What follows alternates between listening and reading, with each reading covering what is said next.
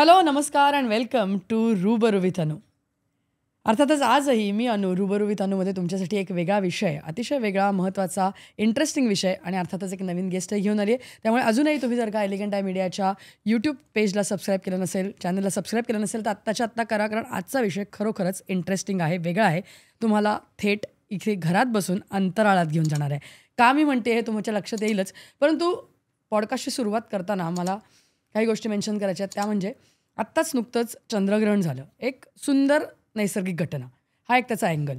दुसरीकडे जर का बघितलं तर रिसेंटली आपण चांद्रयानाची यशस्वी मोहीम केली, हा दुसरा अँगल. आणि तिसरीकडे अजूनही अनफॉर्च्युनेटली त्याच ग्रहणाच्या वेळेला प्रेग्नंट बायका त्यांनी आंघोळी केल्या, त्याने जेवल्या नाही, म्हणजे एक बघण्याचा दृष्टिकोन हाही आहे. सो भारतामध्ये अजूनही हा विरोधाभास कुठेतरी दिसतोय, पण हे चित्र लवकरात लवकर बदललं गेलं पाहिजे आणि त्याची कुठेतरी नैतिक जबाबदारी किंवा मॉरल रिस्पॉन्सिबिलिटी ही आपलीच आहे. त्याची सुरुवात कशी झाली पाहिजे आणि ती सुरुवात करताना काय मोटिवेशन, काय इन्स्पिरेशन असलं पाहिजे, या अनुषंगाने आजचे तज्ज्ञ मार्गदर्शक आपल्यासोबत असणार आहेत. आणि म्हणूनच रूबरू विथ अनुच्या आजचा पॉडकास्टचा इंटरेस्टिंग विषय, आणि तो म्हणजे अंतराळातील विश्व, एलियन्स, UFOs आणि बरंच काही.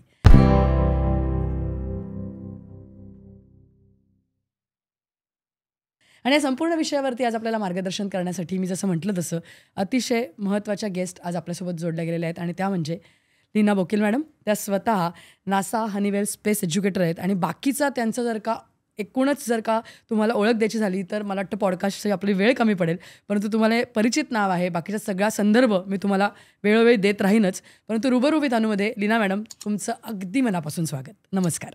नमस्कार मॅडम, मी जसं सुरुवातीला म्हटलं की तुमचा जो सगळा एक्सपिरियन्स आहे, तुमचा अनुभव आहे, तुमचं शिक्षण असेल, तुमचं करिअर असेल, इतकं वास्ट आहे की मी ते वेळोवेळी प्रेक्षकांना सांगत राहीनच, परंतु जो उल्लेख केला तुमच्याबद्दलचा तो अतिशय आमच्या सगळ्यांच्या दृष्टिकोनातनं गर्वाचा आहे, मोटिवेशनल आहे, इन्स्पिरेशनल आहे, म्हणून मी तुमचा तो उल्लेख आत्ता केला.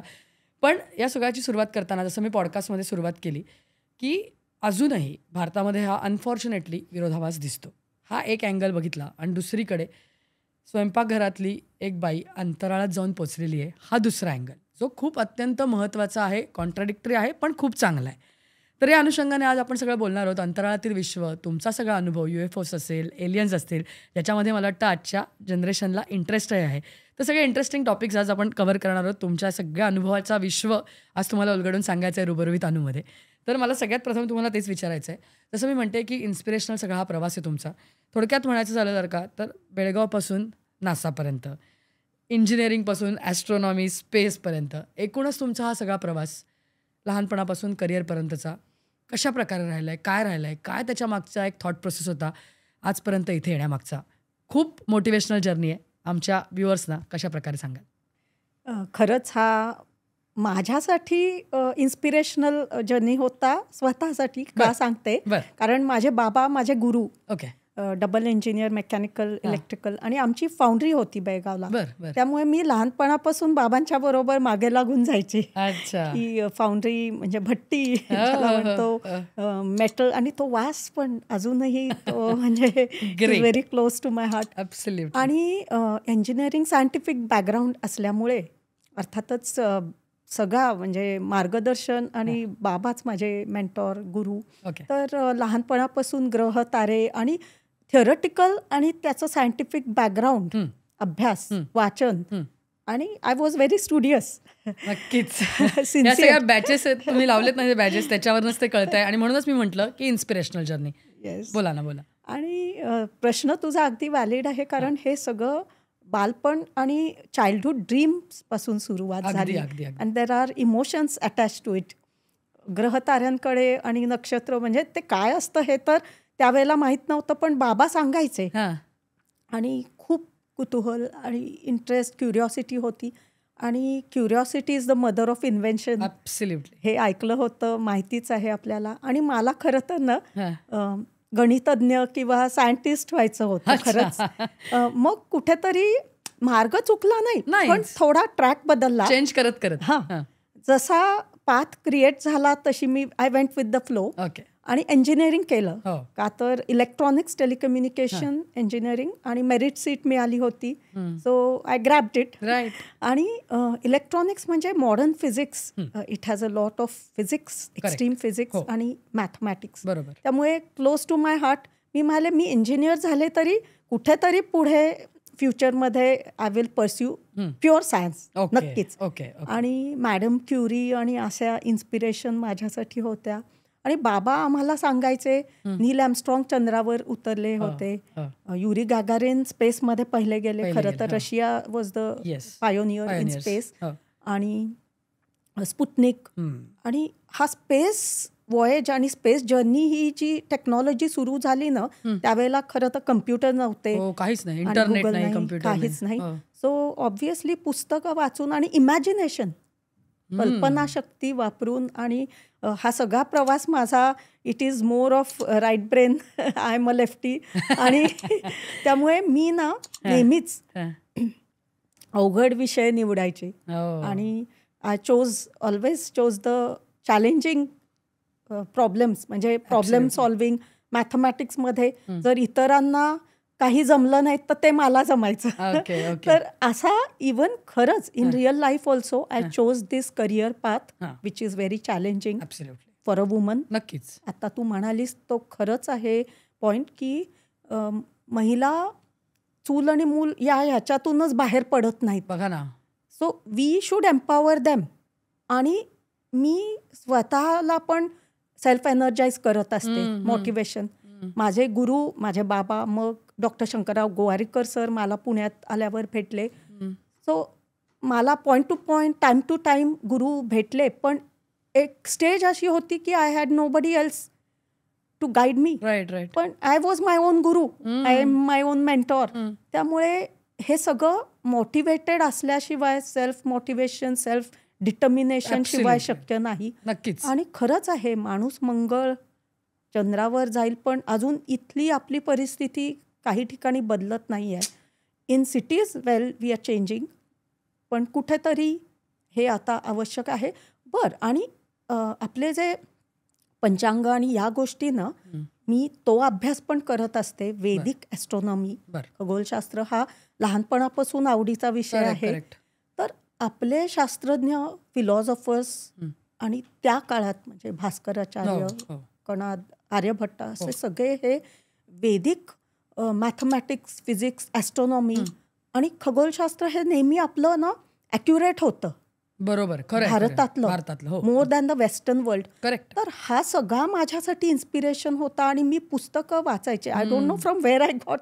बाबा तर द्यायचेच, पण लायब्ररीमध्ये जाऊन, रिडिंग रूममध्ये किंवा लायब्ररीमध्ये जाऊन बसून वाचलेलं आहे. नुसतं वाचन. So I am a very sincere and permanent परपेच्युअल student. आजही मी रात्री बसून I burn the midnight oil आणि अभ्यास करते. So reading, self learning, self awareness, determination, या सगळ्या गोष्टी हव्यातच. आणि हा बदल घडायलाच पाहिजे. बरोबर आहे. पण हे अंतराळाचं, अवकाशाचं हे स्वप्न कसं पडलं, कधी पडलं? आणि मग ते अचीव्ह करण्यासाठी तुम्ही, म्हणजे जसं तुम्ही म्हणालात तसं की इंजिनिअरिंग केलं, प्युअर सायन्सेसमध्ये तुम्हाला जायचं होतं. सो कसं माहिती तुम्हाला, आता आम्हाला सुद्धा फॅसिनेट करतातच या गोष्टी, डेफिनेटली कॉमन मॅनला सुद्धा या सगळ्या गोष्टी फॅसिनेट करतात. चंद्रतारे बघायला कोणाला आवडत नाही मॅम, पण एक करिअर पाथ म्हणून किंवा त्याच्याकडे एक सिरियस करिअर म्हणून बघावं, हे स्वप्न कसं पडलं किंवा त्याच्या दृष्टिकोनातनं पाऊल कसं टाकलं? हो, लहानपणी ना ग्रह, तारे, चंद्र, तर म्हणजे आम्ही बेळगावला असल्यामुळे तिथे सिटी लाईट पोल्युशन कमी होतं.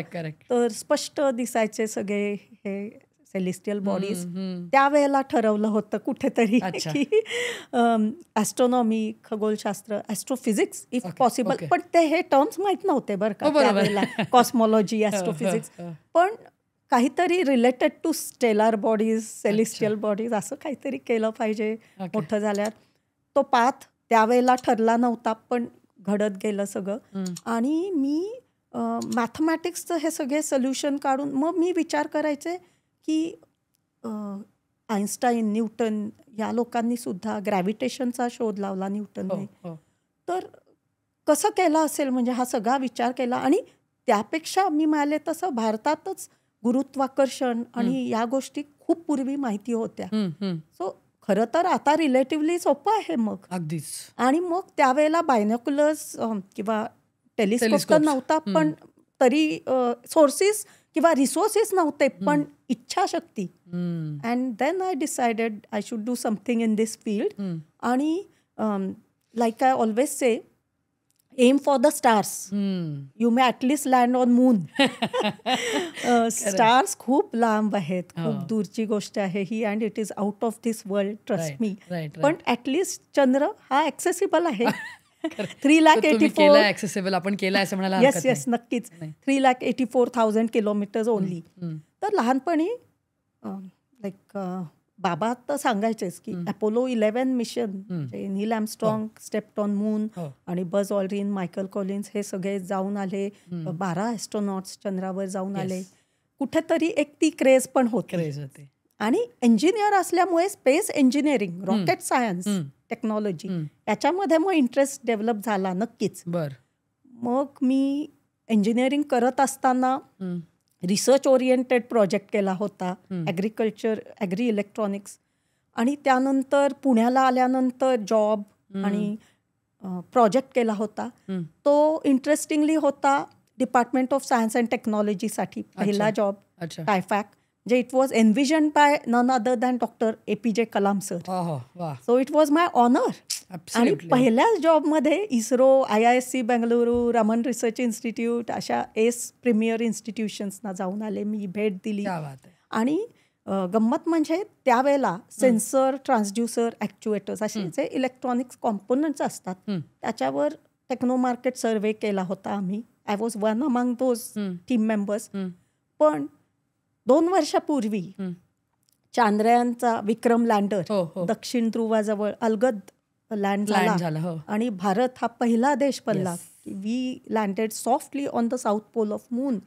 We created history. तर कुठेतरी त्या थ्रस्टर्स म्हणजे जे होते त्याचे विक्रम लँडरचे, तर एक प्राऊड फिलिंग होतं की याच गोष्टींवर आपला अभ्यास होता.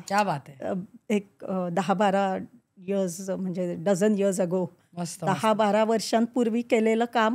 आणि एक खारीचा वाटा, म्हणजे I am not saying I was instrumental, पण it's all it's ISRO's victory. Yes. आणि विक्रमच केला आपण खरं तर.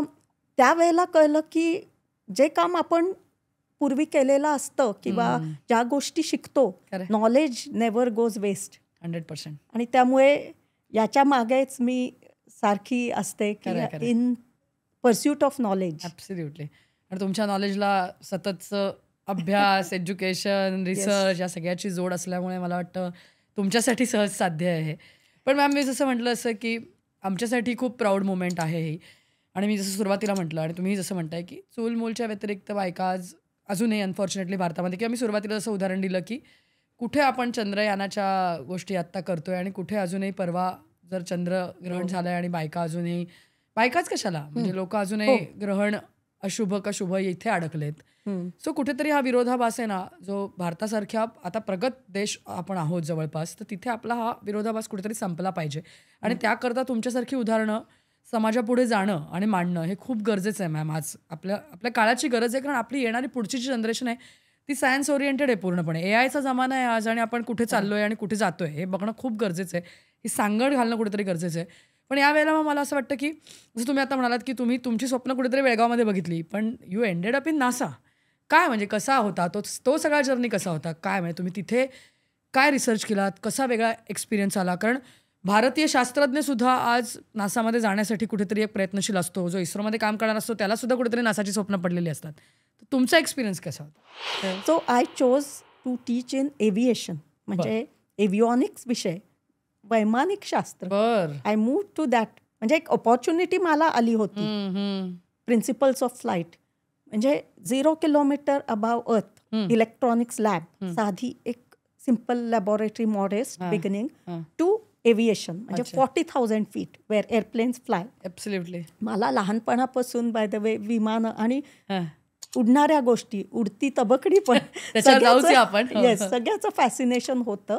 सो आय टॉट एव्हिओनिक्स, आय टॉट प्रिन्सिपल्स ऑफ फ्लाईट. आणि ते शिकवत असताना एरोनॉटिकल इन्स्टिट्यूटमध्ये असताना मला कळलं की नासामध्ये एक कोर्स असा आहे की जिथे STEM educators, science, technology, engineering, mathematics टीचर्सना नासा ट्रेनिंग देते. But it is for American teachers mostly. Correct. पण मी अप्लाय केलं and I got selected. Great. आणि NASA Honeywell space educators programme होता तो. I attended. म्हणजे मला मी सिलेक्ट झाली असा ईमेल आला होता 8 मार्च 2008 पण मी ना प्लॅनेटरी सायन्स, मार्स आणि मून, मार्स असे मिशन्स हा नासाचा अभ्यास करतच होते. आणि एक व्हॅलिडेशन मिळालं after NASA. Definitely. It was the turning point. It was a game changer. म्हणजे माझ्या पर्सनल अँड प्रोफेशनल लाईफमध्ये it was like never before and there was no looking back. मग नासामध्ये सिलेक्ट झाले असा ईमेल आला नासाचा. So I was like cloud 9 म्हणतात तसे. And I earned it. आणि मी 7 वेळेला जाऊन आले नासाला. Just by fluke you can do once something you can do, पण 7 times in various capacities and every time exploring higher and higher things horizons. तर करत गेली मी. Because space is infinite. हे अनंत ब्रह्मांड आहे आणि त्यामुळे so are the opportunities also. आणि खूप स्कोप आहे. आणि मी आता as a NASA space educator हेच सांगते विद्यार्थ्यांना, यंगस्टर्स, युवा पिढीला की come to this field. Space is for all. पण जसं आता मगासपासून आपण उल्लेख करतोय स्पेसचा, की आम्ही जसं सुरुवातीलाही म्हटलं की हे सगळं अंतराळातलं विश्व, एलियन्स, UFOs याच्याबद्दल आजची जनरेशन खूप क्युरियस आहे. आणि नुसती क्युरियस नाही आहे, त्यांना खरंच जाणून घ्यायचं आहे. त्यांना खरंच म्हणजे आमच्या लहानपणी जसं तुम्ही म्हणाल तसं की अरे बघायचं, छान वाटायचं, मजा वाटायची आणि सोडून द्यायचं. It's for kind of a entertainment. पण आता तसं राहिलेलं नाही. आजची जनरेशन हुशार आहे. त्यांना त्याच्यामागचं सायन्स समजून घ्यायचं आहे, त्यांना त्याच्यामागची रियालिटी समजून घ्यायची आहे. तर त्या अनुषंगाने तुम्ही जे काम करताय ते रिसर्च ओरिएंटेड सुद्धा आहे. त्याच्यावरती तुम्ही खूप अभ्यासही करताय. सो त्याच्यामागचं सायन्स समजावून सांगणं हे पण आपलं कर्तव्य आहे कुठेतरी. तुम्ही तर शिक्षक आहात, तुम्ही तर ते करताच आहे. परंतु आजच्या या माध्यमातून पण मला हेच तुम्हाला विचारायचं आहे की मग काय म्हणजे एक्झॅक्टली एलियन्सबद्दल असेल किंवा एक्स्ट्राटेरेस्ट्रियल हे असेल, काय सांगाल म्हणजे एक्झिस्टन्सबद्दल एक्झॅक्टली त्याच्यामधली रियालिटी काय आहे किंवा सायन्स काय आहे हे आपण थोडंसं सांगू शकतो का व्यवस्थित? हो, नक्कीच. आता माणसाचा नेहमी शोध असा राहिलेला आहे की चंद्रावर आहे का? नाही. It's ruled out. There is no water, there is no life. Mars म्हणजे मंगळ आपला सगळ्यात जवळचा नेबर आहे. तसा व्हीनस आहे, शुक्र, पण तिथे वातावरण तसं नाही आहे सुटेबल. मग मार्स. मग कालच माझा एक इंटरव्ह्यू असा झाला की आपण अनेक रोवर्स पाठवलेले आहेत मंगळ ग्रहावर, म्हणजे नासाने. त्यातल्या त्यात नासा, रशिया, चायना ऑल्सो. आपला भारताचा मंगलयान म्हणजे ऑर्बिटर गेलेला आहे. आणि आता लवकरच मंगलयान 2 म्हणजे रोवर जाईल. पण नासाचे खूप म्हणजे अनेक, क्युरिओसिटी, पाथफाइंडर आणि Phoenix.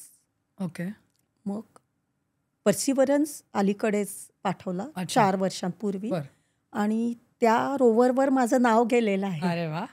And I am so proud की आता तिथे म्हणजे असं म्हणतात की पाणी आता तर नाहीच आहे, पण तिथे अशा भेगा आहेत आणि क्रेटर तर आहे, जेझेरो क्रेटर, जिथे आता हा आपला पर्सिवरन्स रोवर लँड झालेला आहे. त्याने दगड, रॉक्स, तिथली माती अशी ड्रिल करून सॅम्पल काढले आणि त्या सॅम्पलची अनालिसिस करून आता scientist have realise one thing की ancient times there was water, पाणी होतं मार्सवर. ते आटलं असेल, म्हणजे वाळून गेलं मार्स. आता ड्राय प्लॅनेट आहे. There is only iron. हो, तिथे फाउंड्री काढू शकतो आपण. पण म्हणजे मला आवडेल खूप तिथे जायला आणि फाउंड्री करायला. पण सध्याची परिस्थिती अशी नाही आहे favourable. There is carbon dioxide, oxygen आहे लो, नायट्रोजन थोडंफार, थिन ॲटमॉस्फिअर, विरळ. पण आता हा जो रिसर्च आहे, म्हणजे नासाचे प्लॅनेटरी सायंटिस्ट आणि JPL चे सायंटिस्ट 1 वर्ष त्याच्यावर अभ्यास करत आहेत. तर त्यांच्या लक्षात आलं की देर वॉज बायोसिग्नेचर. म्हणजे काय तर मायक्रोस्कोपिक मायक्रोबियल लाईफ पूर्वी होती मंगळ ग्रहावर. And it is very path breaking. नक्कीच. We are almost close. एक पायरी म्हणजे अजून पुढची एक स्टेप आणि we will discover great things. आणि it is my proud privilege की इतकं छान वाटतं, भारी वाटतं की I am indirectly as a NASA educator I am part of this mission. Okay. तर हा झाला आता जवळचा प्लॅनेट. आपल्या सोलार सिस्टमच्या पलीकडे काही आहे का? ऑफकोर्स अजून आपण ज्युपिटरचे मून्स, सॅटर्नच्या मून्सवर लाईफ असू शकते. आपण सायन्स फिक्शन मूवीज पाहिले असतील, अवतार वगैरे. तर एक चंद्र असा आहे आणि एन्सेलेडस एस्पेशली सॅटर्नचे मून्स आहेत, they have some special qualities की लिक्विड वॉटर म्हणजे पाणी असू शकतं, बर्फ किंवा पाणी. आणि असं जर असा शोध लागला तर we are looking for next step is biosignature. Definitely. तिथे असे काही फिनॉमिनन होतात का, जसे पृथ्वीवर जशी सुरुवातीला परिस्थिती होती आणि मानवी वस्तीच्या आधीची जी खूप आधी, when there was no life on earth, मग how life came into existence. बरोबर. ही सुरुवात कशी झाली, ओरिजिन ऑफ लाईफ. तशीच परिस्थिती अनेक ग्रह किंवा चंद्रावर असू शकते. So we are looking for planets or moons. Okay. आपल्याच सोलर सिस्टम मध्ये. ओके. पण त्याच्याही पलीकडे म्हणजे एक्झो प्लॅनेट म्हणतो, म्हणजे आपली मिल्की वे गॅलेक्सी आहे, आकाशगंगा. हो.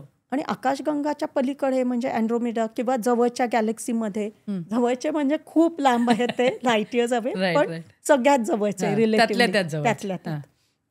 तर असे अर्थ लाईक प्लॅनेट्स सापडलेले आहेत शास्त्रज्ञांना. आणि I am part of that SETI institute, म्हणजे search for extra terrestrial intelligence. तर आता हा विषय एकदम वेगळा आहे. Engineering deals more with PCM. Yes. Physics, chemistry, mathematics. Now here comes biology, म्हणजे लाईफ सायन्स. मग अशी जीवसृष्टी आहे का परग्रहांवर किंवा चंद्रावर, कुठल्या तरी एका अशा एलियन वर्ल्डवर? आणि ती प्रॉबॅबिलिटी नॉन झिरो आहे, म्हणजे देर is life for sure. Okay. पण ती कशी आहे? मग मायक्रोस्कोपिक सूक्ष्म जीव जंतू पण असू शकतात, किंवा there could be civilisations like human बिंग्स, माणसासारखे, किंवा मॅन मशीन म्हणजे अँड्रॉइड असं पण असू शकतं. आणि असे सायंटिस्टचे सिरियस प्रेडिक्शन्स आहेत. लोकांना काय वाटतं की या अगदी म्हणजे मूवीजमध्ये, हॉलिवूड फिल्म्समध्ये दाखवतात तसे काल्पनिक गोष्टी असतील. But I believe today's fiction is tomorrow's reality. Okay. आणि yesterday's fiction has become reality today. Today's fiction will definitely become reality in the future. And today's science is tomorrow's technology. Correct. Absolutely. नक्कीच That's a journey. That's a journey. Yes. आणि नक्कीच शोध लागतील. आणि असे doctor Frank Drake होते, mathematician, मी ज्यांना एकदा भेटले होते त्यांना. So Drake's equation is famous. It tells us, म्हणजे is there life elsewhere in the universe? Yes, it exist. तर असा अभ्यास नक्कीच, रिसर्च, संशोधन चालू आहे. I am part of one more project. आणि एकदा ना मला डॉक्टर जयंत नारळीकर सर पण सांगत होते की आयुकामध्ये, पुण्यामध्ये असा एक प्रोजेक्ट होता, म्हणजे एक बलून, म्हणजे एक फुगा पाठवला रॉकेटमधून वरती स्पेसमध्ये पाठवला.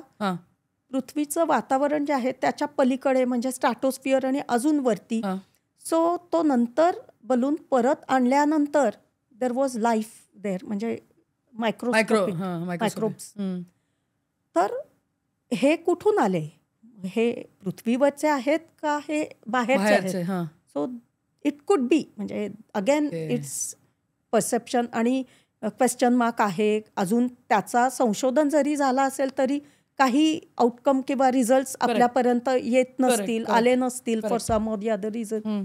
So there is a speculation that it is life from outside, it is not from अर्थ.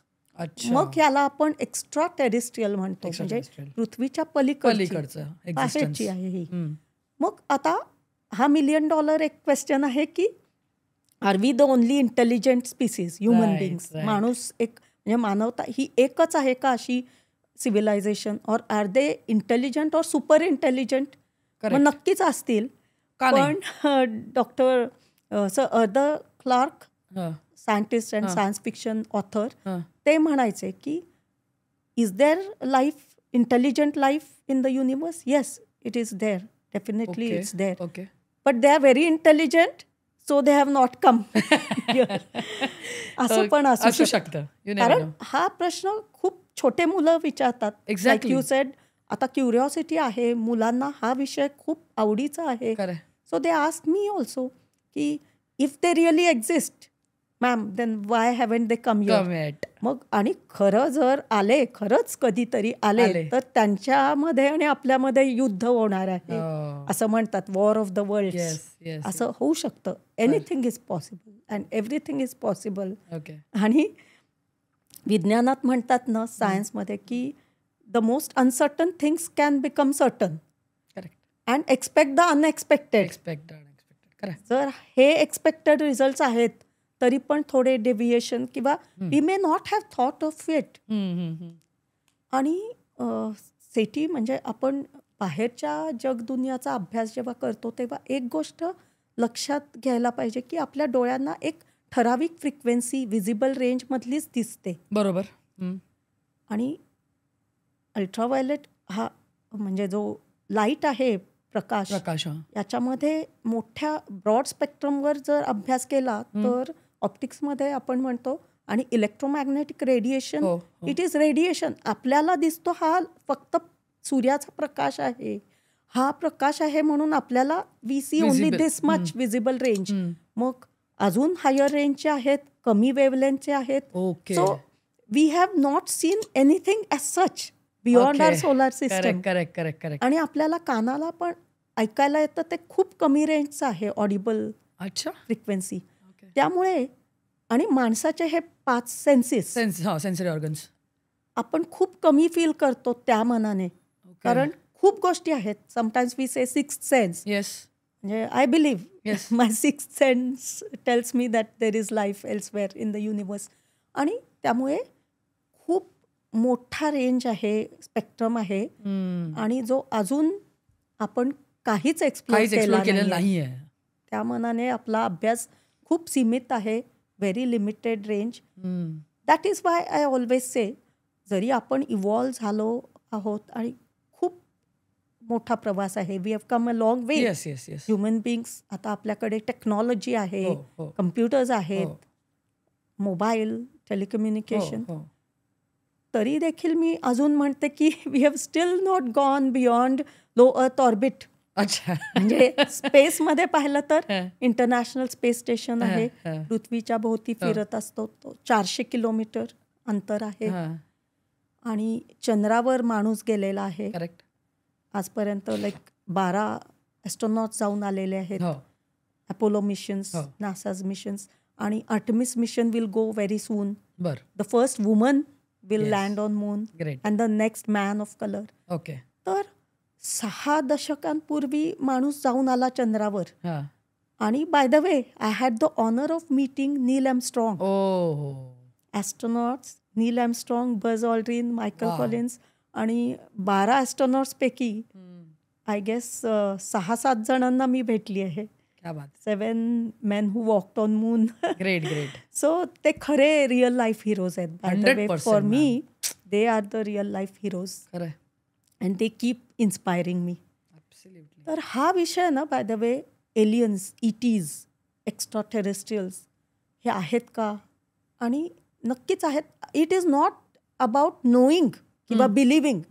माझा विश्वास आहे असं नाही मी म्हणू शकत, पण I will say that I will keep learning, I will keep studying and looking for them. मग त्यामुळे आपण पॉवरफुल टेलिस्कोप्स बनवलेले आहेत, रेडिओ टेलिस्कोप. पृथ्वीवरून आकाशाचं निरीक्षण करायचं. आणि हबल स्पेस टेलिस्कोप स्पेसमध्ये जाऊन तो बनवलेला आहे. Astronauts assembled it into space and put it in space, HST, Hubble space telescope. आणि आता त्याचा सक्सेसर म्हणजे जेम्स वेब स्पेस टेलिस्कोप आहे. तर त्यामुळे माणूस हा सातत्याने अपग्रेड करत राहिलेला आहे. So we have done great work Okay. in terms of space, technology, astronomy, astrophysics, cosmology. परंतु पण अजून खूप गोष्टी करायच्या आहेत. खूप लांबचा पल्ला Long way गाठायचा to आहे. go. Correct correct Yes. Correct. मला वाटतं एक चांगला विज्ञान अभ्यासक जो असतो मला वाटतं त्याचा दृष्टिकोन कायम हाच असतो की जरी हे केलं असलं तरी ह्याच्या पुढे अजून भरपूर संशोधन बाकी आहे. Yes. आणि मला वाटतं ही प्रवृत्ती जर का जागी राहिली तरच आपण कुठेतरी पोहोचू शकू. जसं तुम्ही म्हणता की खूप बाकी आहे, निदान काहीतरी तरी गाठू शकू असं म्हणायला हरकत नाही. Yes. पण जसं आपण आता जसं म्हणतोय आपण, मी विषय सुरुवातीला हाच घेतला की अंतराळातील हे विश्व, आणि जसं तुम्ही म्हणताय की ते बियॉन्ड एव्हरीथिंग आहे.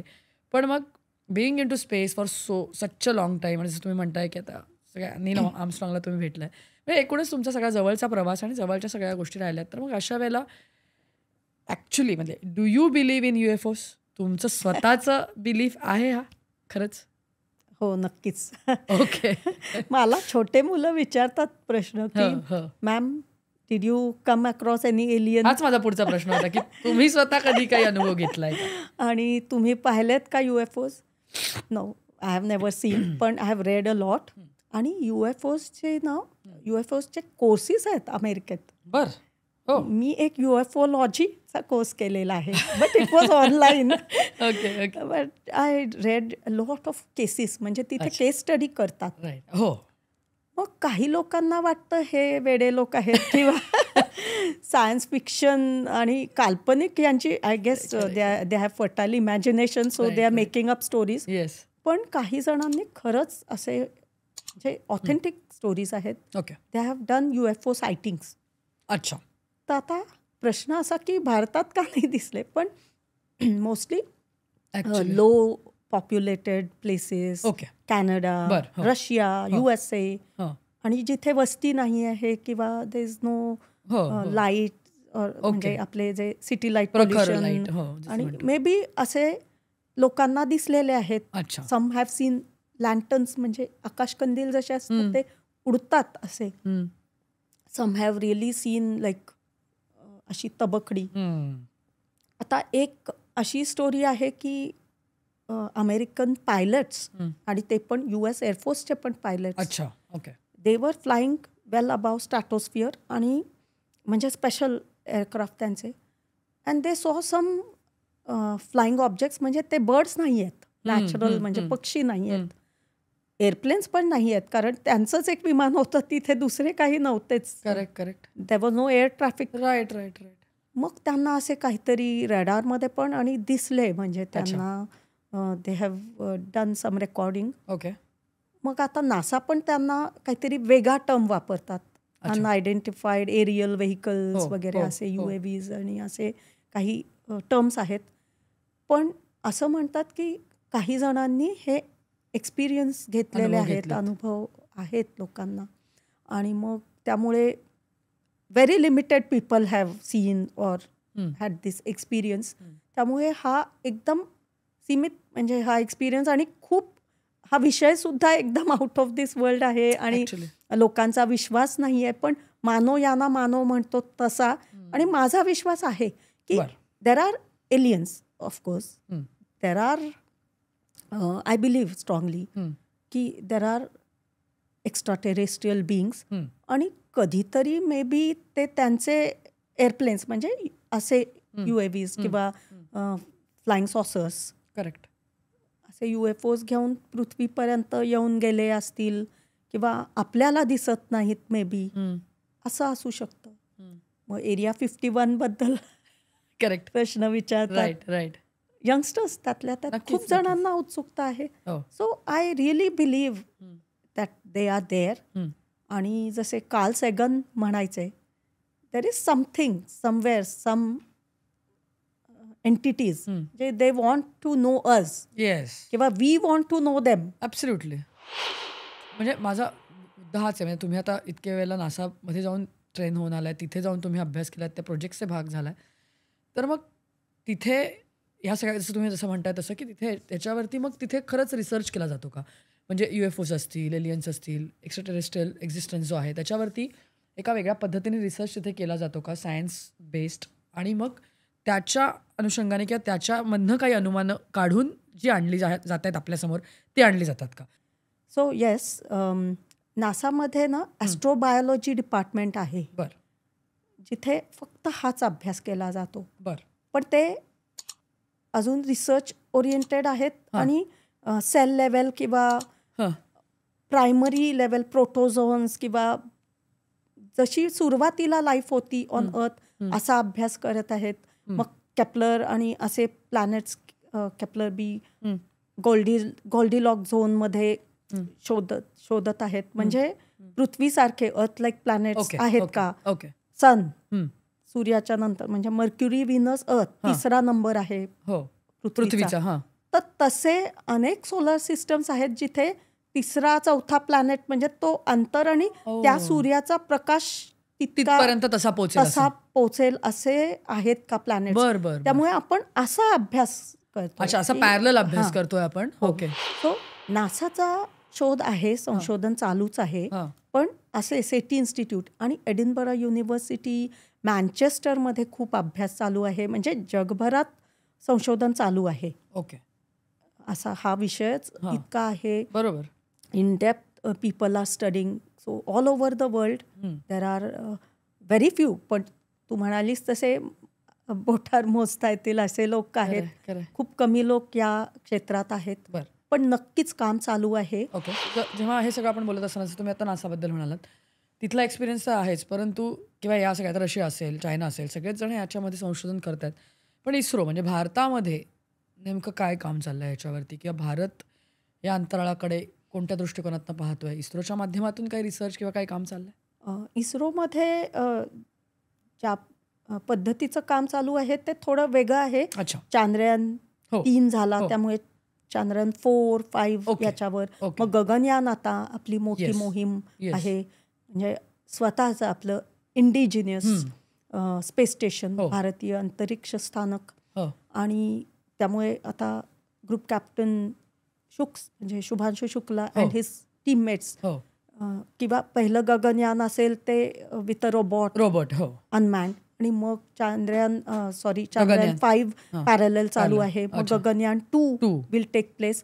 तर आपला अजून अभ्यास ना म्हणजे या प्रकारचा चालू आहे. बट थिअरटिकल फिजिसिस्ट आणि सायंटिस्ट आहेत, नक्कीच याच्यावर अभ्यास चालू आहे. आणि प्रोफेसर इवन डॉक्टर सोमनाथ सरांना विचारला होता हा प्रश्न, do you believe in aliens, are they existing. आणि doctor Nambi Narayanan sir, former ISRO scientist, तर maximum scientist believe that yes they exist. फक्त आपण अजून शोधला नसेल किंवा आपल्याकडे ना प्रूफ नाही आहे, किंवा सायन्स वॉन्ट्स एक्सपेरिमेंट्स, रिझल्ट्स, आणि त्याच प्रकारचे सातत्याने result, same things we should yield. म्हणजे एक एक्सपेरिमेंट आहे तर एकदा हे असं आलं, एकदा असं नाही. We should get solid proof. Correct. Methodic वेने आपल्याला जाऊन सिस्टमॅटिक मेथडॉलॉजी आणि प्रोसिजर्स असतात. नाहीतर आपण मग त्याला स्युडो सायन्स म्हणतो. Exactly. Like many ask me, astrology मध्ये तुमचा विश्वास आहे का? So that is also related to stars. पण पूर्वी पंचांग आणि आपल्या शास्त्रज्ञांनी खरंच कसा शोध लावलेला होता की समर सॉलिस्टिस म्हणजे आपण म्हणतो डे अँड नाईट इक्वल, आणि ग्रहण कधी होणार आहे, झालेला आहे. आणि त्यावेळेला शोध लागला की पृथ्वी गोल आहे. पूर्वी वेस्टर्न सायंटिस्टना, जर्मन, ग्रीक्स आणि युरोपमध्ये रोमन्स, इजिप्शियन्स, त्यांना वाटायचं की पृथ्वी सपाट आहे. तर आपले हे पूर्वज म्हणजे खरं तर वैदिक मॅथमॅटिक्स आणि खगोलशास्त्रज्ञ खरे ब्रिलियंट होते. त्यामुळे मी म्हणेन की इवन या गोष्टी पंचांग आणि रिलेटेड टू स्टार्स आणि बघा ना, भरती होटीच्या ह्याच्यावर सुद्धा आपण हे करतो त्याच्यावर. एक्झॅक्टली. सो या गोष्टी आता काही जणांनी ते ॲज पर द्या रिक्वायरमेंट आणि पैसे कमावण्यासाठी काही जण झालेले आहेत असे. अदरवाईज इवन आय बिलीव्ह की हे जे पंचांग असतात आणि बरोबर चंद्रोदय चतुर्थीला या वेळेला म्हणजे किती ॲक्युरेट असतं. सो त्या गोष्टी माझा विश्वास आहे. That's a maths and science basically, calculation. So I believe in that. तर त्यामुळे मी बऱ्याच गोष्टींवर बिलीव्ह करते आणि मी असं डिस्कार्ड नाही करत की नाही एलियन्स नाहीच आहेत, आजपर्यंत नाही दिसले म्हणजे नाहीच आहेत. Correct. So no, I don't discard or eliminate. बरोबर. As a scientific temperament I have this inclination to explore, विचार करायचा. राईट. आणि even in my imagination I travel to moon, Mars. जरी मी चंद्रावर नाही गेले तरी माझं नाव गेलं LRO, नासाच्या LRO म्हणजे एका रोवरवर, इवन मार्सवर आणि सूर्याजवळ म्हणजे पार्कर सोलर प्रोबच्या एका चिपवर. मला वाटतं खूप महत्त्वाचा विषय आहे. आणि जसं मी मगापासून म्हणते ना की जसं तुम्ही म्हणालात की आजची जनरेशन तुम्हाला हे प्रश्न विचारते, कारण कुठेतरी ना मध्ये पण आता मध्यंतरी पण ह्या सगळ्या रिसर्चमुळे असेल किंवा आज जो इंटरनेटचा हे आहे किंवा एक्सपोजर आहे त्याच्यामुळे पण कुठेतरी ना मध्ये एक असं होतं की आता लवकरच आपण मंगळावर प्लॉट घेऊ शकू किंवा लवकरच चंद्रावरती वस्तीच आपण करायला जाऊ शकू, अशा कुठेतरी एक गोष्टी कानावरती पडत होत्या. त्याच्यामुळे पण ही जनरेशन कुठेतरी क्युरियस झाली किंवा कुठेतरी त्यांचा मग एक इंटरेस्ट वाढला की अरे हे खरंच शक्य आहे का. तर अशा जनरेशनला कसं तुम्ही गाईड करणार, कारण म्हणजे हे खरंच शक्य आहे का. म्हणजे माझा प्रश्न हाच होता की अरे खरंच म्हणजे मंगळावर प्लॉट, लोक आता नावं घालून प्लॉट घ्यायला लागलेत मंगळावर, तर काय म्हणजे what is the reality basically. बरं, खरं तर एक अशी सोसायटी किंवा ऑर्गनायझेशन आहे lunar.com वगैरे, American company. They claim that they have purchase plots on moon, पण कोणाकडून. आणि असं म्हणायचंय ना की काही फिल्म स्टार्सने पण घेतलेले आहेत किंवा someone has donated, some fan has gifted. पण मी म्हणते okay, on a serious note, United नेशन्सची स्पेस ट्रिटी आणि स्पेस लॉज आहेत. बरं. So according to the laws, पृथ्वीचा हा चंद्र नॅचरल सॅटेलाइट आहे, one and only moon. Yes. तर हा म्हणजे चंद्र जो आहे तो अख्ख्या पृथ्वीचा आहे. बरोबर. It belongs to you, me, to Americans, to African, to everyone, human kind, mankind. त्यामुळे कोणाचाच अधिकार नाही आहे किंवा no one has any right on moon. Not America, not Russia. जरी चंद्रावर पहिला माणूस अमेरिकन गेला तरी डझंट मीन की अमेरिकन्स ओन मून. नो. तसंच आता space exploration is going to boom. आणि मग असे विषय येतात समोर येतात की प्रश्न की डू यू और कॅन यू बाय भविष्यात can I buy a plot on moon or Mars? In the future everything is possible. Yes. Okay. Yes. अच्छा. जेव्हा आपण कॉलनाइज करू ना मूनवर, किंवा आता इलॉन मस्क पण म्हणतात की स्पेसएक्सची तिथे हेडक्वार्टर्स काढतील. आणि ऑन अ सिरियस नोट, आता मूनवर तर जाऊन आलेला आहे माणूस, पण मार्सवर जातील जेव्हा द फर्स्ट मार्शियन, आणि मार्सवर रोवर जाईल, माणूस जाईल. So we may colonise Mars. म्हणजे कॉलनाइज म्हणजे to live there for a long time, space settlement. Okay. आजपर्यंत 4 दिवस 7 दिवस माणूस जाऊन आलेला आहे, शॉर्ट पिरियडसाठी, शॉर्ट स्पॅन. पण लॉंग टर्मसाठी म्हणजे कॉलनाइज करायचं आहे. तर मग चंद्र हा एक गेटवे असेल आणि एक हॉप, म्हणजे फर्स्ट स्मॉल स्टेप आणि मग जायंट लीप टू मार्स. वा. It will open gateway. आणि मग नक्कीच माणूस मार्सवर जाईल. मग आता नंतर हा प्रश्न येणार आहे, प्लॉट्स मग कोणाचा आहे, कोणाची ओनरशिप आहे. आणि मग can we also have foundries, factories, industry. आयन आहे एवढं तुम्ही म्हणताय मार्सवरती, तर definitely it will also happen. We will definitely exploit other planets. असा एक ॲस्टेरॉइड आहे ॲस्टेरॉइड बेल्टमध्ये, जिथे आता नासाचा डोळा आहे किंवा सगळेच तिथे स्पेस एजन्सीज बघत आहेत की तिथे गोल्ड आहे, प्लॅटिनम आहे, titanium which is very rare, and anything that is rare is precious, unique. आणि डायमंड्स, म्हणजे काही असे ग्रह आहेत जिथे डायमंड्स आहेत. मग ह्यासाठी माणूस नक्कीच एक्सप्लॉइट करेल, कारण पृथ्वीवरचं सगळे रिसोर्सेस आपले संपले. पुढे काय next what? We may move the entire human civilisation or partial to Mars. असं इलॉन मस्क पण म्हणतात ना, I don't want die on earth. मग will create a type 2 civilisation, म्हणजे ओरिजिन अर्थवरची, पण इन फ्युचर ऑन मार्स. आणि त्यानंतर अजून पुढे मगाशी म्हणालात की खूप मोठा पल्ला गाठायचा आहे अजून. हो. ग्रेट. येस. पण म्हणजे हा जर्नी पॉसिबल होऊ शकतो. Yes. Anything and everything is possible. पण on a serious note we still do not have that technology to take us there. Okay. कारण फ्युअल इतकं कॉस्टली आहे. करेक्ट. मग आता चंद्रावर गेल्यानंतर आणि हो आपण चांद्रयान 3चा विक्रम लँडर लँड केला आणि मग प्रज्ञान रोवर बाहेर आला. तर हे एक्सपेरिमेंट्स काय होते तिथे फक्त आपण काय म्हणतात सायंटिफिक किंवा टेक्नॉलॉजिकल डेमॉन्स्ट्रेशनसाठी नाही गेलो. Okay. So we had to do some experiments. बरोबर. ते पेलोड होते. तर असे प्रयोग केले आणि तिथे संशोधन म्हणजे हिलियम 3 एक आयसोटोप ज्याच्यापासून न्यूक्लिअर पॉवर आपण जनरेट करू शकतो. मग this will be a great fuel. नक्की. हो. आणि असे संशोधन हे चालूच आहेत. बर. पुन्हा एक गोष्ट अजून प्रश्न आहे की at the speed of light nobody can travel. Definitely. It is hypothetical, impossible. पण त्याच्याहून थोडा कमी म्हणजे 99.9999% स्पीड ऑफ लाईट. तर असा जर स्पीड आपल्याला गाठायचा असेल तर मग वेगळीच टेक्नॉलॉजी लागणार आहे. आणि मग लेझर बीमवर जाऊ शकतो आपण. प्रोफेसर स्टीफन हॉकिंग म्हणायचे you will have to do something unique out of this world, जे आजपर्यंत केलं नाही असा विचार करावा लागेल. Teleportation from this world to another world. Something like दिस.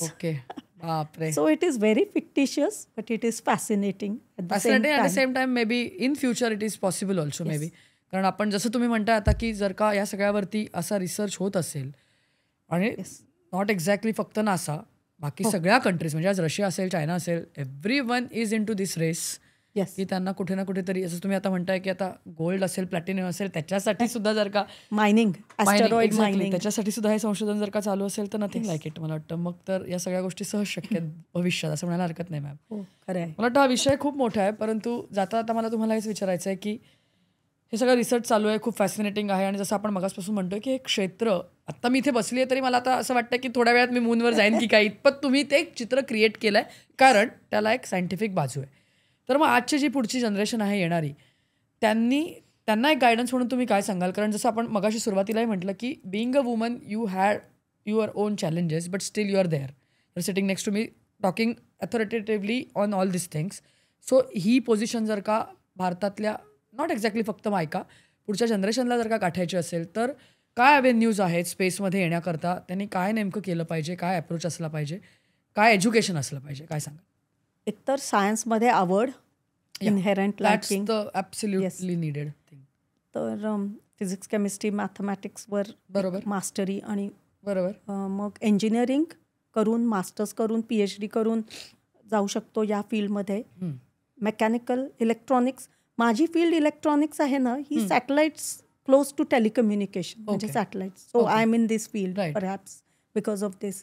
पण मेकॅनिकल इंजिनिअरिंग वाल्यांना जास्त सोपं आहे because they is lot of aerodynamics आणि रॉकेट सायन्स टेक्नॉलॉजीमध्ये मेकॅनिकलचे जास्त विषय आहेत. And space is multidisciplinary. Right. त्यामुळे एक गोष्ट मी सांगू इच्छिते, like you asked me this question, it is very valid, की अनेक लोकांना प्रश्न असा पडतो की can I go into space? तर yes, anyone can go into this. एक इच्छा फक्त असली पाहिजे. Engineering in any field for that matter will do. बरं. सायन्स सुद्धा BSc, MSc, ॲस्ट्रॉनॉमी, ॲस्ट्रोफिजिक्स किंवा इव्हन फिजिक्समध्ये, मॅथमॅटिक्समध्ये करून सुद्धा या फील्डमध्ये जाऊ शकतो आपण. स्टॅटिस्टिक्स वगैरे, computers. Why? Because super computers are needed in this field. आणि सगळ्याच ब्रांचमधले लोक येऊ शकतात इथे, इंजिनिअरिंग, सायन्स, टेक्नॉलॉजीमधले. बायोलॉजी, मायक्रोबायोलॉजी, कारण astrobiology is related to biology, life science. Right. तर मग मी नेहमी सांगते की जस्ट एक्सप्लोर. कम्प्युटरमध्ये पण AI ML करून मशीन लर्निंग, कारण सॅटर्नचे काही मून्स आता अलीकडे डिस्कवर झालेले आहेत जे टेलिस्कोपमधून पण दिसत नव्हते. So thanks to AI ML it is very much possible. Absolutely. आणि तसेच लाईक बिग डाटा हे ॲस्ट्रोफिजिक्समध्ये पण lot of programming along with astronomy and physics, बरं, म्हणजे ॲस्ट्रोफिजिक्स विथ मॅथ्स ऑफकोर्स, आणि statistics and computer programming and data analysis. त्यामुळे computer फील्डचे लोक पण नक्की येऊ शकतात, ओके, मेकॅनिकलचे येऊ शकतात, इलेक्ट्रॉनिक्स टेलिकम्युनिकेशनचे येऊ शकतात. So from all streams, if you just have the interest in this field, you can come. बरं, कारण स्पेस इज व्हेरी हॅपनिंग. हो, आणि आता ती जास्त हॅपनिंग दिसतीये पण, कारण आपण ती पाहू शकतोय. येस. आणि शुभांशू शुक्ला आता ॲक्झियम मिशनमधून जाऊन आले. नासा इस्रोचे कोलॅबरेशन चालू आहेत. आता नायझर आपण निसार सॅटेलाइट पाठवला आपण कोलॅबरेटिव्ह, आणि नाविक आता आपला स्वतःचा GPS आहे. So ISRO is doing great in this field space. आणि त्यामुळे भारतातच इतके स्पेस स्टार्टअप्स पण आता होत आहेत, private sector. So youngsters are coming up with their own. आपल्याकडे ही टेक्नॉलॉजी आहे, अँड सो ऑल्सो न्यूक्लिअर. त्यामुळे या दोन गोष्टी, न्यूक्लिअर आणि स्पेसमुळे आता भारत एक मोठ्या उच्च स्थानावर आहे. We are among the top 3-4 nations in the world. त्यामुळे मी विद्यार्थ्यांना सांगते, बाहेर पण जायची गरज नाही आता. खरं, खूप महत्वाचं आहे. No brain drain is needed. Work for your nation actually. So I tell the students, don't go abroad, don't waste time and money. हो, खरं. भारतासाठी, देशासाठी करा काहीतरी. आणि आहेत आपल्याकडे अपॉर्च्युनिटीज आहेत. And also one can create his or her own opportunities. खरं. त्यामुळे खूप गोष्टी आहेत, अजून होणार आहेत. We are going to do a great deal of work in the future. Space and ॲस्ट्रॉनॉमीमध्ये. नक्कीच. मला वाटतं खूप अभिमानाची गोष्ट आहे ही म्हणायला आपल्याला हरकत नाही. कारण तुम्ही जसं मगाशी जरी म्हणलात खारीचा वाटा, तरी तो आमच्या सगळ्यांसाठी तो खारीचा वाटा नाही आहे. कारण असं आम्ही तुमच्याकडे जेव्हा बघतो तेव्हा आमच्यासाठी ते खूप मोठं कार्य आहे, आणि तुम्ही खूप आजच्या नवीन जनरेशनला, यंग जनरेशनला इन्स्पायर करताय. मॅडम, थोडंसं वेगळं, पण नवरात्रीचे दिवस चालू आहेत, तर स्त्री शक्तीचं जागर म्हणतो आपण नवरात्रीत. आपण पूजा करतो देवीची, पण माझं म्हणणं आहे की देवीची पूजा करायला काहीच हरकत नाही, केलीच पाहिजे. परंतु ती पूजा एकीकडे करत असताना आपण अशी पण वाट धरली जर का, आणि जर का अशा पण काही अचिव्हमेंट्स आयुष्यात केल्या, जसं तुम्ही आज अंतराळात जाऊन पोचलात, तुमच्या इन्स्पिरेशननी आज भारतामधल्या आणखीन जर 10 मुली जरी पुढे जाऊन हे कार्य करू शकल्या, तर तो सगळ्यात मोठा स्त्रीशक्तीचा जागर असेल असं म्हणायला हरकत नाही. त्यामुळे जाता जाता फक्त तुम्ही एक संदेश महिलांसाठी काय द्याल? नवरात्रीचे दिवस चालू आहेत, आणि खऱ्या अर्थाने मला स्त्रीशक्तीचा जागर याच्यातनं करायचं आहे. म्हणून there has to be equality. आणि आमच्या फॅमिलीमध्ये जे आहे ते मी सांगते, कारण आय बिलीव्ह इन इक्वॅलिटी, की मी सुपिरियर आहे असं मी फेमिनिस्ट आणि म्हणत पण नाही. ॲब्सोल्युटली. माझा हा पाथ आहे, माझ्यामध्ये येऊ नका. आणि कधी कधी गंमत पण अशी असते की people think yes she is in rocket science and it's a man's world, but don't mess with her. हा मे बी ॲडव्हान्टेज आहे आपला. ॲडव्हान्टेज आहे. सो सुपिरियरिटी कॉम्प्लेक्स वगैरे नाही, वाटतं की मस्त वाटतं की. आणि एक गोष्ट आहे, सुनीता विलियम्स आता अलीकडेच 18 मार्चला was my birthday, she came back to earth in one piece. आणि एकतर she came back safely with Butch Wilmore. तर 9 ते 10 दिवसांसाठी गेली होती, पण 9 ते 10 महिने लागले. Salute to her. 100%. She is my biggest inspiration. Correct. Also was late Kalpana Chawla. तर याच्यामधून काय शिकतो आपण, की जरी ती less than 60 kgs her weight, physically she is strong. कारण नासाने निवड केली का, तर हे इनर स्ट्रेंथ आहे ही. Correct. So it is physical and mental resilience and strength. Right. It is psychological strength. Absolutely. पूर्ण विश्वास नासावर. आणि बोईंगचं जरी ते स्टारलाइनरचे प्रॉब्लेम्स आले, तरी इंटरनॅशनल स्पेस स्टेशनमध्ये होत्या त्या. She was doing her experiments. दुसऱ्यांची मदत केली, कारण त्यांचे एक्सपेरिमेंट झाले होते करून. So she was living there in space, working treadmill 6 तास कमीत कमी रोज. अच्छा. Like you should do gym वगैरे. So physical strength, mental strength and resilience, psychological strength. आता आपली चिडचिड होते ना कधीतरी, 1 तास लागला कुठेतरी ट्रॅफिक जॅममध्ये, तिथेच आहोत. So did she not feel this? No, she had determination आणि ॲक्सेप्टन्स. त्यामुळे स्त्रियांनी हे केलं पाहिजे, ॲक्सेप्ट एव्हरीथिंग. पण म्हणून याचा अर्थ असा नाही की सगळे अत्याचार पण सहन करा, no. And also on the other extreme hand आता बायका वेगळा फायदा घेतात की I am a woman so all laws are favouring me. असं पण करू नका. Just do your stuff, just be a good person, live and let everyone live. आणि hats off to women empowerment. आजपर्यंत ज्या महिलांनी, आणि त्यातल्या त्यात मी शास्त्रज्ञ आणि ॲस्ट्रॉनॉट्सना खूप जे मानते, salute. I salute the doctors, lady engineers, railway engine चालवायला आहेत. आज पाहायला गेलं तर सगळीकडे बायका आहेत. कुठलंच क्षेत्र बायकांनी सोडलेलं नाही. आणि मला असं वाटतं त्याच्यामुळेच फेमिनिझमचा नारा वाजवण्यात काही अर्थ नाही. मला तसं वाटतं त्याच्यामध्ये कुठेतरी आपलीच कमतरता आपण इलॅबोरेट करून सांगतो की काय, कशाला फेमिनिझम पाहिजे. जर मेन्सचं असं काही नाही तर विमेनला कशाला फेमिनिझमचा सहारा घ्यायला पाहिजे, असं माझं मत आहे. खरं आहे. आणि Wien women come together there is competition sometimes. पण मला असं कधीच वाटत नाही, कारण मी माझ्या फील्डमध्ये आहे परफेक्ट, ॲटलिस्ट परफेक्शनिस्ट. आणि मी माझ्यामध्ये कॉन्टेंट आहे, माय वर्क स्पीक्स. सो दुसऱ्यांचा सक्सेस बघून आय डोंट फील इनसिक्युअर. आणि in fact I appreciate what you are doing through this podcast, खरंच मनापासून. आणि त्यामुळे प्रत्येक क्षेत्रात महिला आहेत. आणि ॲस्ट्रॉनॉमी फील्डमध्ये काम करून ना एक गोष्ट आपण शिकतो की ग्रहतारे सगळे पाहिल्यानंतर वाटतं वी आर व्हेरी स्मॉल. अगदी. सूर्य आपला खूप ॲव्हरेज आहे, पृथ्वी खूप छोटी आहे त्या मनाने, कारण खूप मोठे ग्रह आहेत. खरं. आणि त्यांच्या पुढे आपण तर अगदीच सूक्ष्म आहोत मला वाटतं. So I just believe in doing my stuff, being humble, keep working. Correct. आणि जे काही येतं, जे प्रोजेक्ट्स येतात माझ्याकडे, like I need work on my table, I keep doing it. आणि मी लगेच म्हणजे विचार न करता हे काम मी नाही करणार, दिस इज बिलो माय डिग्निटी, असं कधीच म्हणत नाही. सगळं काम जे मला आवडतं, म्हणजे my decisions are through my heart, not through mind. So I make those decisions and सगळं मी ॲक्सेप्ट करते. करेक्ट. मला वाटतं हाच संदेश आपण स्त्री शक्तीला किंवा स्त्री जागर म्हणून द्यायला हरकत नाही. आणि मी जसं म्हटलं मॅम की हा विश्व जसं मोठं आहे, अंतराळ जसं मोठं आहे, त्याच्यामुळे हा विषयही खूप मोठा आहे. पण तरीसुद्धा बऱ्याचशा गोष्टी तुम्ही क्लॅरिफाय केल्यात, त्याचे सायंटिफिक अँगल्स आज कुठेतरी सांगितलेत, UFOज असेल, एलियन्स असतील, त्याच्यावरती रिसर्च खूप छान चाललं आहे ते तुम्ही सांगितलं. आणि एकूणच भविष्यामध्ये या अंतराळाकडे बघण्याचं, या स्पेसकडे बघण्याचं लोकांचा दृष्टिकोन बदलेल. तुमच्या पावलावर पावलं ठेवून अनेक लोक, भारतातली लोक या क्षेत्राकडे जाऊन सक्सेसफुल होतील असं आपण, अशी मी इच्छा आहे माझी, आशा करूया आपण असं हे घडेल. आणि तुम्ही मोटिवेशनल आहातच, इन्स्पायर कराल पुढच्या पिढीला, ही माझी नक्कीच अपेक्षा आणि इच्छा आहे.